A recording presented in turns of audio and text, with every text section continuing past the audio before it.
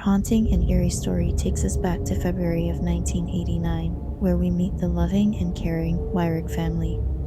They were close-knit, affectionate, and managed with the normal concerns of a young family. However, all of that changed when they bought their first home in Harris County, Georgia. Things quickly began to spin out of control when Heidi, the couple's eldest daughter, began communicating with imaginary companions and being tormented by a shadowy, unsettling entity who harmed the family and caused destruction. So, what happened to the Wyricks? And who was this shrouded figure? We aim to explore these questions and more as we examine the life and hauntings of Heidi Wyrick and her family. Lisa Wyrick was just 17 when she gave birth to her first daughter Heidi in 1986.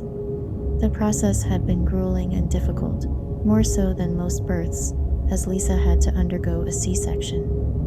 When doctors discovered that her baby was in distress, her umbilical cord was wrapped around her neck, but it wasn't just that in which made the birth unusual. According to Lisa, and after her operation, as she drifted in and out of consciousness, she was visited by a tiny, weathered woman who told her that her baby was going to have supernatural powers that ordinary people did not have. She added that Heidi had been born with a gift, and that she wouldn't be blinded to the other side. But when Lisa awoke, no one, not even hospital staff, nor her husband Andy, had seen this frail woman. They assumed she had simply been dreaming and thought nothing further of it. Lisa was the youngest of 6 children. By the time she became a teenager, her older siblings had left home, and she was effectively treated as an only child. She was brought up in a Christian conservative household with her parents' values instilled in her from the time she could talk. She'd met her soon-to-be husband Andy, and the pair married young, planning to introduce their own children to their shared faith. Following Heidi's birth, the couple moved into a house on Swint Loop in Ellerslie, Harris County, Georgia, formerly an antebellum plantation, which was discovered by Lisa's parents, who felt with a little TLC, it could be a great family home. Consisting of 3 bedrooms with a brick exterior, the house had been in ruin for some years after the previous tenants abandoned it for unclear reasons, and it was about to be auctioned off just days after Lisa's parents discovered it. The family was fortunate that their low bid was accepted, and while still in their teens, the pair became homeowners. Heidi's first interaction with the apparitions of the house came in February of 1989. Shortly after the family moved into the Harris County residence, Andy had brought home a puppy for his daughter, whom she'd named Wolf. One chilly day, Heidi went out into the garden to play. Dressed in a thick coat and knitted hat, she stepped out into the cold winter air and scanned the garden for Wolf, but she couldn't find him. The 3-year-old called out to her puppy, but he didn't come running. She tried a second time and snapped her fingers, and still nothing. Wolf was a well-trained dog, and he always came when he was called on. Heidi soon learned he wasn't in the doghouse either, and she called out for him again. She thought she'd heard a yip coming from beneath the house, and so Heidi dropped to her knees to peer underneath the decking. She called out Wolf, and then spotted a pair of yellow eyes. She tried to coax the canine out, speaking softly and slowly, but the puppy wouldn't move. Instead, scratching at the dirt, she reached her hand out and Wolf snapped at her fingers. A low growl escaped his throat and his ears perked up as if he was listening intently. A moment later, the fur on the back of his neck bristled. Heidi turned her neck, sensing that somebody was close by. Next to her, she noticed a pair of shiny black shoes. She straightened up and stared up at the tall man who had suddenly appeared in her garden. The man greeted her, aware of her name, but she simply stared at him. The man explained that his name was Mr.Gordy, and he used to live nearby. He told her he had a swing on an old tree. He pointed to the next-door neighbor's garden. The child's eyes lit up at the mention of a swing, and he offered to show her it, and even let her swing on it one day. Heidi was overjoyed at the idea, but told Mr. Gordy she would need her mother's permission. Mr. Gordy reassured the young girl, and he wanted to be her friend, and that there was nothing for her to be afraid of. She replied that she wanted to be his friend too. She then asked if he wanted to see her puppy, and when she squatted down to call Wolf, then stood up again, the man was gone. She wandered around the garden calling for him, but he had disappeared. When Lisa called her daughter in for lunch that afternoon, she did not expect Heidi to tell her that she'd made a new friend, let alone an adult man. Lisa, who always had one eye on her child, couldn't believe what she was hearing. She asked Heidi what she was talking about. Nobody had been on the property except for the two of them. The 3-year-old explained that Mr. Gordy was a nice man who offered to push her on his swing. She added that he told her he wasn't a bad man. Lisa chastised her daughter for talking to strangers, but Heidi stated that she liked Mr. Gordy and that he wasn't going to hurt her. She described him as an elderly gentleman with white hair, a top hat, and a black suit. Lisa couldn't tell if Heidi was being serious or not. So far, the 3-year-old had never had imaginary friends and didn't simply make up stories. She felt the account was too detailed to be false, and Lisa worried in horror if someone had attempted to abduct her. In sheer panic, Lisa locked the windows and doors, drew the curtains, and grabbed for a kitchen knife. Then she called Andy and asked him to come home. Heidi told her mother that Mr. Gordy promised to come back and push her on the swing. At home, Andy retrieved his shotgun and headed out into the back garden, determined to find this Mr. Gordy. But walking around the neighborhood failed to procure answers. Nobody knew of anyone with the surname Gordy. At this point, the man was a total stranger to the locals. The bizarreness of the day didn't end there, however. Heidi's toy train, which she had been begging her parents to fix because the batteries were dead, suddenly began working of its own accord, chugging across the child's bedroom carpet with its whistle blowing. Unable to believe their eyes, Andy and Lisa wondered what was going on inside their home. Heidi's next meeting with a stranger was just months later when she was playing with her cousin Brooke. There was a soft tapping at the front door, and the young girl instructed her cousin to get Lisa. But Brooke wasn't listening, so Heidi opened the door herself. On the other side of the screen door stood a man with a bloody bandage on his left arm, which he held close to his chest. His white t-shirt was soaked with blood. Heidi asked the stranger if he was okay, and he replied, "I am now," with a friendly smile. Heidi was not alarmed by the situation. In fact, felt safe in the man's presence, despite his bloody wound. She asked him how he got hurt, and he told her in an accident that occurred a long time ago. He introduced himself as Khan, and told her he'd been waiting a long time to speak with her. But then blood seeped from his bandage and Heidi suddenly became alarmed.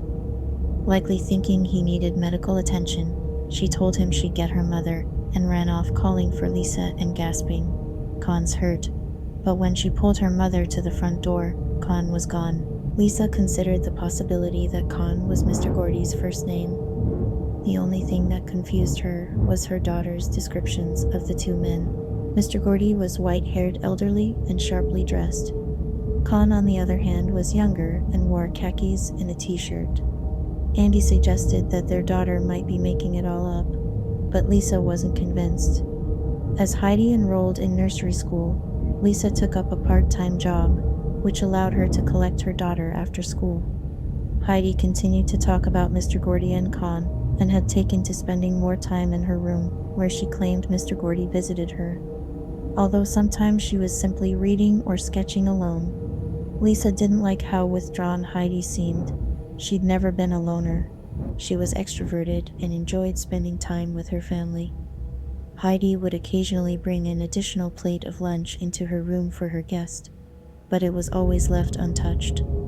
Lisa was concerned about the young girl's behavior shift, so she made an appointment with her doctor. However, the doctor discovered no health problems with Heidi and told Lisa that her daughter would give up imaginary companions if she had more real-life friends. It was perfectly normal and healthy. Still, Lisa's sense of relief was temporary. A few mornings later, she overslept, and after jumping out of bed, she woke Heidi and went for a brief shower. When she got out, Heidi was ready to go and sitting on her bed. As Lisa plugged in the hairdryer, she noticed the temperature in the room dropped drastically. She asked her daughter if it was cold or if it was just her, but Heidi wasn't listening. Instead, staring behind Lisa's left shoulder, "There's a man right behind you." These words sent chills down Lisa's spine. She asked her daughter if it was Mr. Gordy. Heidi replied, "No, Mr. Gordy is not dark." Lisa pressed further. Who was this man? Did she know him? Had she seen him before? "Yes, I think he likes your bedroom." When Lisa finally turned around, there was no one there, but she was shaken enough to report Mr. Gordy to the local sheriff's office, although nothing was ever found. In June of 1990, Lisa's divorced sister Joyce moved into the house next door with her 2 teenage children. It was here that she came across some documents from a previous owner, a man with the surname Gordy. Joyce, taken aback by the revelation, asked one of the past tenants who had grown up in the house about the man. The previous resident remembered Mr. Gordy as a grandfather to all of the local children. He loved children and was always dressed in a dark suit and top hat. He ran a real estate company in Columbus and served as the Sunday school superintendent at Ellison Methodist Church. Unsolved Mysteries claimed James Gordy died in 1974, while The Veil Heidi Wyrick story, which is written by Joyce herself, that William Gordy died in 1972. After discovering the true identity of Mr. Gordy, Joyce went to Lisa with what she knew. She was understandably shocked at the idea that her child was communicating with the dead. She despised the idea and felt terrible for her young child. Joyce noted how distressing the thought was, but said that Heidi was uninformed of their deaths and was unconcerned by their visits. Lisa had seen apparitions who were not there more frequently during her childhood, though she contended that, unlike Heidi, she had never engaged with them. But while one mystery had been solved, others remained. Who was Khan? Who was the mysterious shadow man seen in Lisa's room? And why did they all want to interact with Heidi? Over the next few months, more weird occurrences arose. In one incident, Andy entered the kitchen and discovered Wolf crouched near the kitchen table. He snarled savagely, his lips folded back to reveal his long, pointed teeth. He was staring attentively at something Andy couldn't see. His stern gaze never moved from that one area in the room. Andy asked what it was and caressed the dog's head, but Wolf continued to growl. As Andy stepped deeper into the kitchen, he felt a shiver run down his spine. His heart beat fiercely, and his entire body tingled.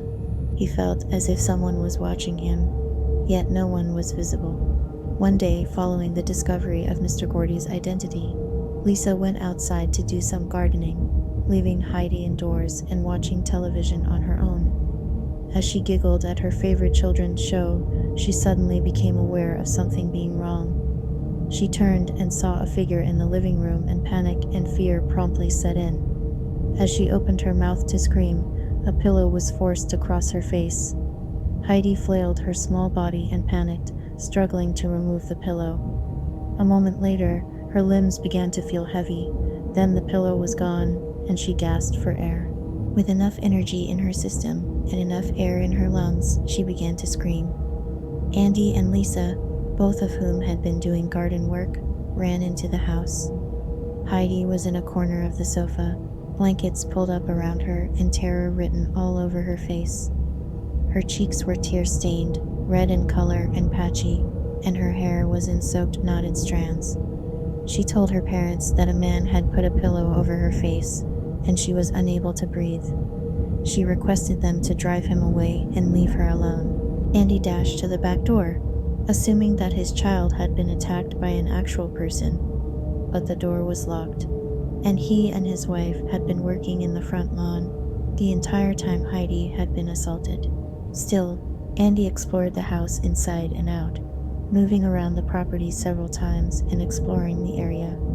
He explained that Heidi must have had an unpleasant dream, but the young girl was not convinced. She told her parents that she could not see the man's face. 1 week later, Heidi woke up in the middle of the night. Her sobs awakened her mother. Heidi cried about her face hurting, and Lisa was taken aback when she discovered 3 lengthy scratches on one cheek that resembled scratch marks. Dots of blood appeared on the wound's surface, slightly below her right eye. Lisa screamed for Andy in a panic, and the parents brought their daughter to the bathroom to care to her injuries. Heidi slept between her parents that night, but neither Lisa nor Andy slept a wink. The two talked over breakfast the following morning, baffled by the bizarre events that had taken place since they moved in. Lisa recalled how when Heidi was just 2.5, she had wandered into the walk-in closet. Lisa, who was speaking with Joyce at the time as she cut her hair, didn't think much of it until the little girl was gone for some time. Lisa went to check on her, and Heidi explained that she was talking to a lady. When Lisa asked what the lady said, Heidi replied, "Nothing, she's dead." Lisa had brushed this incident aside at the time, thinking it was nothing more than strange, the creepy ramblings of a 2-year-old, but now she and her husband wondered if this was where it all began. They also wondered how safe they were in their own house. That question was answered just 1 week later, when Andy awoke to a sharp, intense pain in his back. 3 deep, long claw marks had appeared, drawing blood to the surface of his skin. Lisa addressed his wounds, and Andy began to insist that they sell the house and move. But Lisa knew that realistically they couldn't afford to do so, and there was nowhere for them to go. Their families didn't have the room to take them, and so for the time being the family were stuck. Heidi continued to maintain her relationship with Mr. Gordy. She noted that he looks no different to her than anyone else, and to Lisa's dismay, nothing had come from discerning the elderly man's identity. In 1992, Lisa suffered from 2 miscarriages, and in 1993 found herself with child again. Heidi asked her parents if they would name the baby Jordan after a character in one of her books, and they heartfully agreed. One day in 1993, Heidi was putting away her books in her room when she noticed a shadow out to the corner of her eye. She called out to Mr. Gordy, but her gaze fell on a cloaked, shadowy figure standing just inside her closet. Lisa was in her 2nd trimester of pregnancy and scrambled to her feet when she heard Heidi's screams. Moments later, her daughter appeared in the living room and screamed that there was a man in her closet. Lisa, in no fit state to take on an intruder, dialed her sister's phone number, knowing she had access to a gun. Joyce entered from the back room, armed with a revolver tailed by Heidi and Lisa. Joyce crept into the little girl's room and made her way to the closet, but breathed a sigh of relief when she saw it was empty. Heidi, however, was adamant that she'd seen somebody, a dark figure who radiated evil. She noted that she was so scared because he wouldn't let her see his face, unlike any other individual she'd come across. The family spent the rest of the day at Joyce's house, but over the months, danger and unexplained phenomena continued to lurk. Things would disappear and reappear. Kitchen cabinet doors would be found open at odd times of day. The kitchen tap would turn on full blast.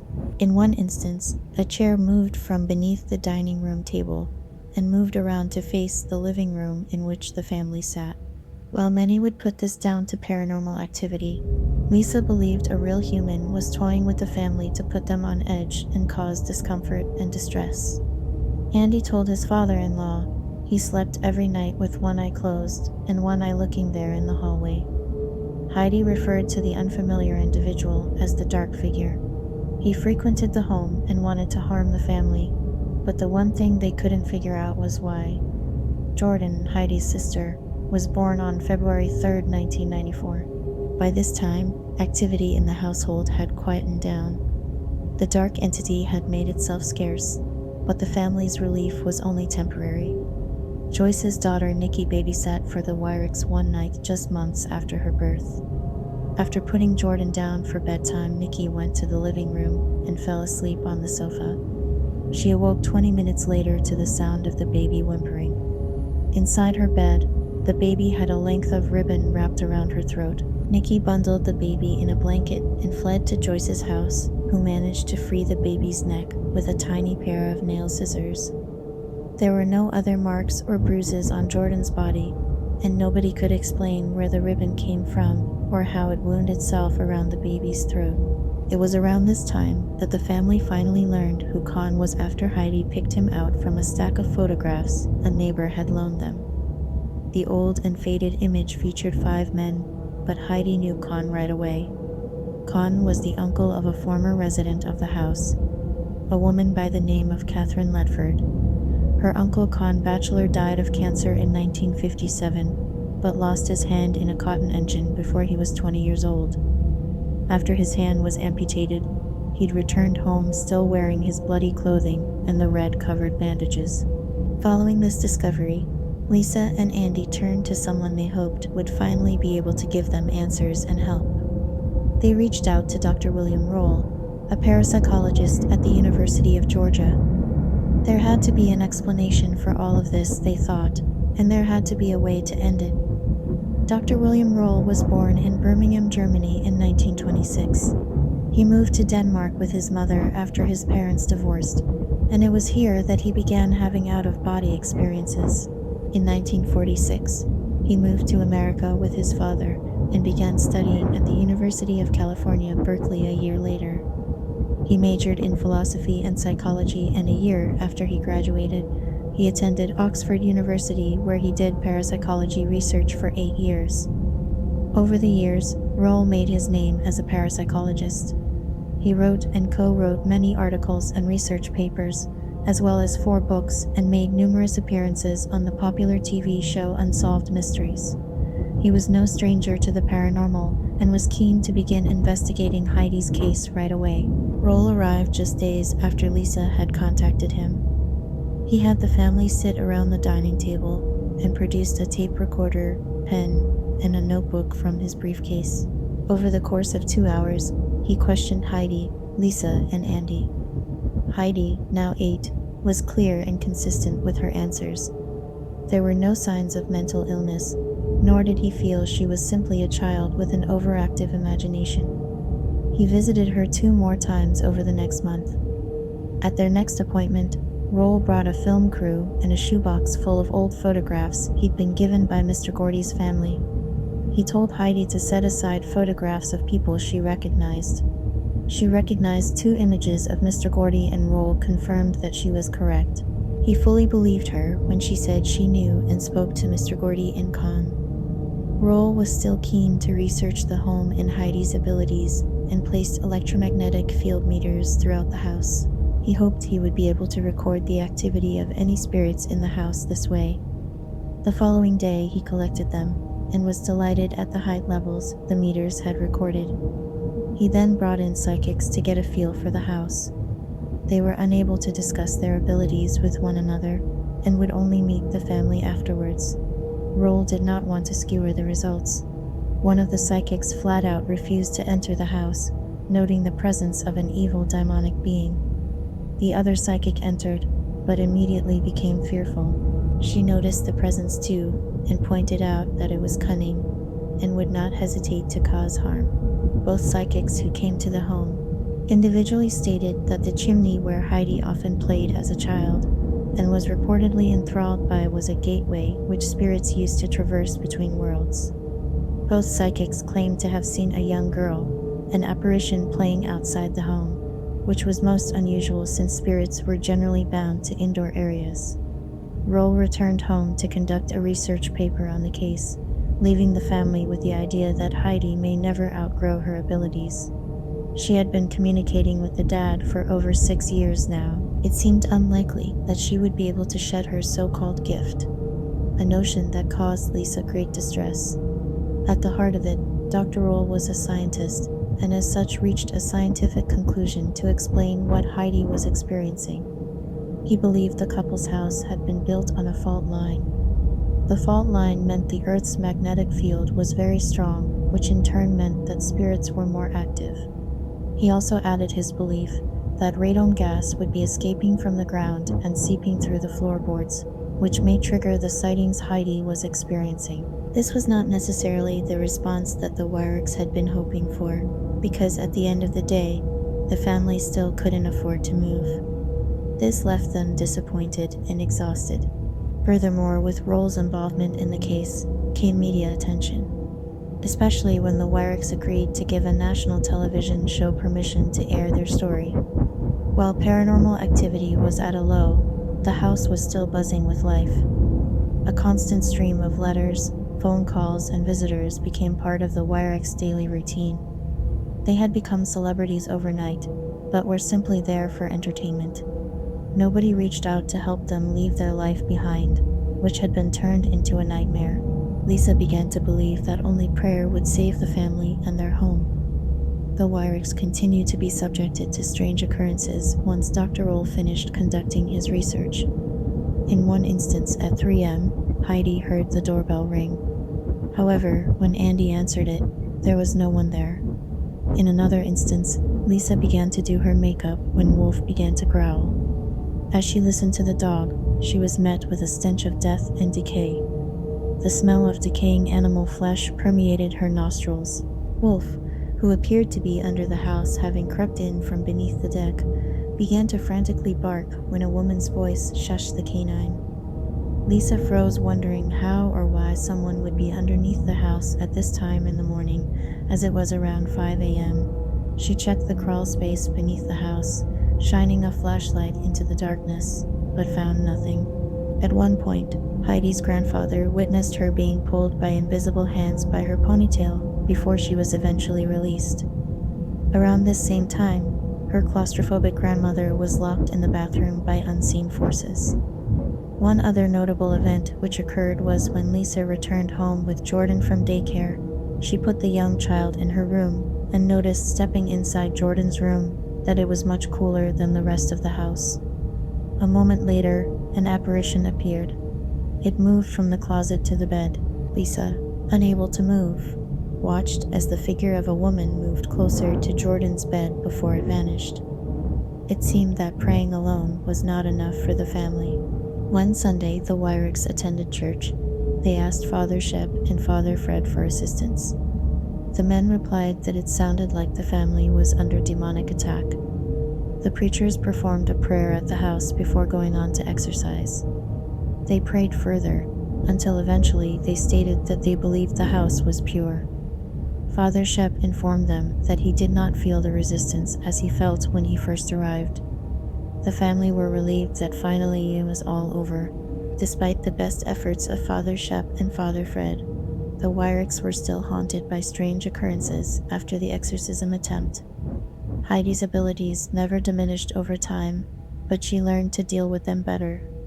The family had spent years desperate to move, but financially unable to do so, crippled under the weight of hospital bills. Over the years, they were subjected to all sorts of ailments. Jordan was hospitalized 10 times for her asthma. Heidi 3 times, finally underwent surgery after her appendix ruptured. Andy had gone through 3 major surgeries, and as previously mentioned, Lisa suffered 2 miscarriages. The crushing medical payments made them unable to leave the home they despised, the home they believed was trying to kill them. It was only when Heidi hit her mid-teens that the family packed up their belongings and began renting another property. A new build which still smelled of fresh paint. The family moved again shortly afterwards to a bigger rental property. However, as soon as they settled in, Heidi announced that she hated it there, that there was an evil living on the property. They slowly realized that perhaps it was not Swint Loop that was the problem after all, but that the family had become magnets for restless spirits. The cycle started again. The Wyricks were awoken in the middle of the night by banging. Items were displaced, and their doors would be wide open when they returned from running errands. Heidi would often see strangers in the reflection of the mirror, and was frequently haunted by the spirit with no face. Over the years, Heidi's story has been the focus of a Discovery Channel documentary called A Haunting in Georgia, as well as an episode of Unsolved Mysteries and a book. Heidi continues to see entities, however. She no longer sees Mr.Gordy. She does, however, still see the dark, shadowy figure. After high school, Heidi married her sweetheart Aaron and pursued a career in the medical field. The couple moved from Harris County to Columbus. Her father, Andy, passed away in the year 2012 at the age of 45. Dr. William Roll indicated that Heidi developed her alleged psychic abilities as a result of her near-death experience after birth. She was born a month early, with her umbilical cord wrapped twice around her neck, yet she overcame the odds and went on to become a very brilliant and keen-eyed young lady. To this day, it's unclear what happened to the Wyrick family. Were they truly haunted? Did they succumb to hysteria, or was it all fabricated? Many have wondered why Heidi, a 3-year-old child, was the one that the so-called spirits were drawn to. Were the poltergeist attacks described by the family real, or were they manifested in some way by Heidi's alleged abilities? The bizarre case of the Wyrick family leaves more questions than answers, and is still heavily debated to this day. Thank you so much for taking the time to watch and listen. If you enjoyed this video, be sure to like the video and share your experiences in the comments section below. And if you're new here, welcome. Be sure to hit the bell to get notified when new videos are uploaded. All these things truly help keep me be seen by new people. If you want more haunting and creepy stories, be sure to check out my other video, A Haunting in Connecticut, which was also featured by Discovery Channel, A Haunting.